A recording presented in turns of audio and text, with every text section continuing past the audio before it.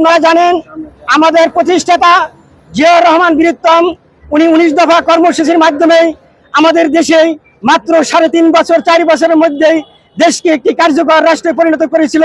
তার পূর্বে এই রাষ্ট্র একটি সন্ত্রাসী রাষ্ট্র এবং এটা একটা অকার্যকর রাষ্ট্র হিসেবে পরিচিত ছিল। উনি ক্ষমতা গ্রহণ করার পর মাত্র 3.5 থেকে 4 বছরে এই 19 দফার কর্মসূচির মাধ্যমে দেশকে একটি কার্যকর রাষ্ট্রে এবং উন্নত রাষ্ট্রে আধুনিক রাষ্ট্রের স্বপ্নে উনি দেখেছিলেন এবং তা অনেকটাই বাস্তবায়িত হয়েছিল ওনার এই 3-3.5 বছরে।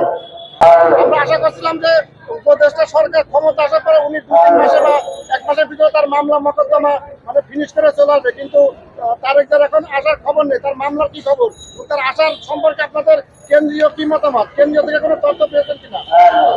আমরা কিন্তু কোনো ব্যাপারে বিচলিত নয়, আমরা শান্তিপূর্ণভাবে উনি সকল মামলা থেকে অব্যাহতি পাবে, মুক্তি পাবে এবং তারপরে দেশে ফিরে আসবে ইনশাআল্লাহ আমরা আশা করি। কারণ আপনারা জানেন ইতিমধ্যেই আমাদের দেশনেত্রী চেয়ারপারসন বেগম খালেদা জিয়া অনেকগুলো মামলা থেকেই অনেকগুলো সাজা থেকেই মুক্তি পেয়েছেন। তারেক রহমান অনেকগুলো মামলা থেকে এবং অনেকগুলো সাজা থেকে মুক্তি খালাস পেয়েছেন এবং বাকি যে মামলাগুলো তার ওনার আছে একটা একটা করে সকল মামলাই দ্রুত নিষ্পত্তি হবে এবং ওনার যে সমস্ত সাজা হয়েছে সেগুলো থেকে খালাস পাবে ইনশাআল্লাহ। আপনারা গতকালকে এই পত্রিকায় দেখেছেন যে খালেদা জিয়ার নির্বাচন করতে আর এখন কোনো বাধা নেই, কারণ ওনার সাজাপ্রাপ্ত মামলাগুলো সব খালাস পেয়েছেন উনি। সুতরাং আমরা মনে করি তারেক রহমান অচিরেই এবং দ্রুততার সাথে উনি সকল মামলা মোকাবেলা করেই এদেশে একজন স্বাধীন মানুষ হিসেবে বাংলাদেশের বিমানবন্দরে নামবেন এবং আপনাদের সাথে তার সাক্ষাৎ হবে, এটাই আমরা আশা করি। আমরা বিচলিত নয়, উনি আসবে, উনি খুব দ্রুত সময়ের মধ্যে আসবে। মনে করেন যে উপদেষ্টা সরকার তারেক জিয়ার মামলার ভিতরে কোনো কলকাঠি নাড়ছে, তাকে আসতে দিচ্ছেন, এই ধরনের কোনো তথ্য আছে? না, আমরা সরকারের বিরুদ্ধে কিছু বলতে চাই না, কারণ একটা সরকার 17-18 বছর থেকে দেশটাকে ধ্বংস করে গেছে, সেই মুহূর্তে একটি সরকার ক্ষমতা নিয়ে মাত্র 3 মাসেই সবকিছু করে ফেলবে এটা আমরা আশা করি না। উনি নিশ্চয়ই দৃঢ়স্থির ভাবে এবং যৌক্তিক ভাবে পরবর্তীতে যেন ওনার মুক্তি নিয়ে কোনো প্রশ্ন না আসে সেইভাবে প্রত্যেকটা মামলায় বিচারের আওতায় প্রত্যেকটা মামলায়, কারণ মামলাগুলো আপনার জানেন মিথ্যা মামলা, সুতরাং এই মিথ্যা মামলাগুলো উনি আস্তে আস্তে প্রত্যেকটাই মোকাবেলা করবেন এবং উনি সব মামলায় খালাস পাবেন, এটা আমরা আশা করি। আরেকটা বিষয়, আমরা নির্বাচনের বিষয়ে যেহেতু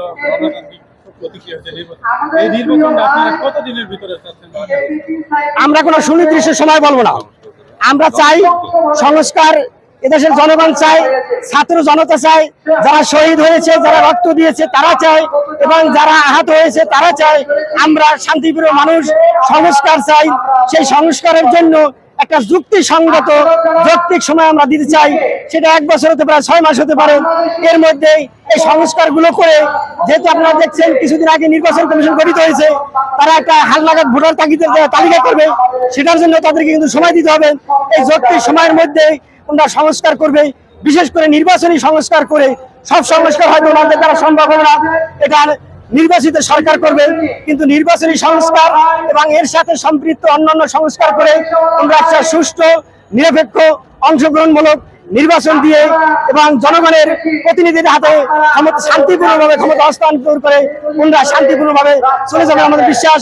কারণ আমরা বিশ্বাস করি আমাদের প্রধান উপদেষ্টা একজন বিশ্ব বরেণ্য ব্যক্তিত্ব, আমরা তাকে সম্মান দিতে জানি, উনি সম্মানের সাথেই আমাদের থেকে বিদায় নেবেন, এটাই আমরা আশা করি। রাজনৈতিক দলের সাথে আলাপ আলোচনা করে আমাদের ভারপ্রাপ্ত চেয়ারম্যান 31 দফা রাষ্ট্র সংস্কার দিয়েছেন এবং আমাদের উদ্দেশ্য হলো যে 31 দফার মধ্যে শহীদ জিয়া 19 দফা, খালেদা জিয়ার ভিশন 2030 এবং এই সকল রাজনৈতিক দলের পরামর্শ মোতাবেক রাষ্ট্র কাঠামো সংস্কারের 31 দফা আমরা ঘোষণা করেছি। সেই 31 দফা জনগণের কাছে পৌঁছে দেব এবং জনগণ বুঝবে বিএনপি কি করতে চায়। জনাব তারেক রহমান আধুনিক রাষ্ট্র তৈরি করার জন্য কি পদক্ষেপ গ্রহণ করবেন সেটা জনগণের কাছে আমরা পৌঁছে দেবো বার্তা এবং জনগণ বুঝতে পারবে তারেক রহমান একজন স্মার্ট আধুনিক রাষ্ট্রনায়ক এবং তিনি আমাদের দেশে ফিরে এসে এই রাষ্ট্রকে সংস্কার করে একটি বিশ্বের মর্যাদাশীল রাষ্ট্র পরিণত করবে, এটা আমাদের দৃঢ় বিশ্বাস।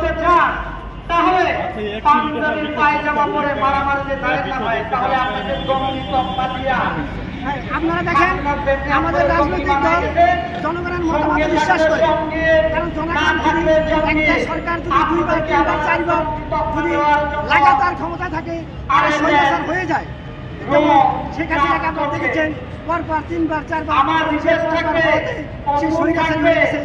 নেতা কর্মী থেকে শুরু করে সবাই স্বৈরাচার হয়ে গেছে। আমার নেতা সেটা উপলব্ধি করতে পারছেন। এই জন্যই সরকার বা সরকার প্রধান যাকে আমরা বলি প্রধানমন্ত্রী, তিনি 2 বারের বেশি থাকতে পারবেন না বলে উনি ঘোষণা দিয়ে, তার মানে আমাদের উদ্দেশ্য সঠিক এবং আমাদের নেতা সঠিক রাস্তায় আছেন, জনগণের মতামতকে উনি মূল্যায়ন করছেন বলে আমরা কেন ভারতীয় আমরা মনে করি এই রাষ্ট্র কাঠামোর 31 দফা জনগণের কাছে পৌঁছে যাবে এবং জনগণ বুঝতে পারবে যে আসলে এই দেশের জনগণের একটি সংগঠন। সুতরাং আগামী নির্বাচনে জনগণ এই সুযোগ থেকে রাষ্ট্র ভারতীয় আগ্রাসনের বিরুদ্ধে কথা বলছি। আশা আকাঙ্ক্ষার অনেকেই মনে করে থাকেন আমরা ভারতের বিরুদ্ধে বিশ্বাস করি। ভারতের সাধারণ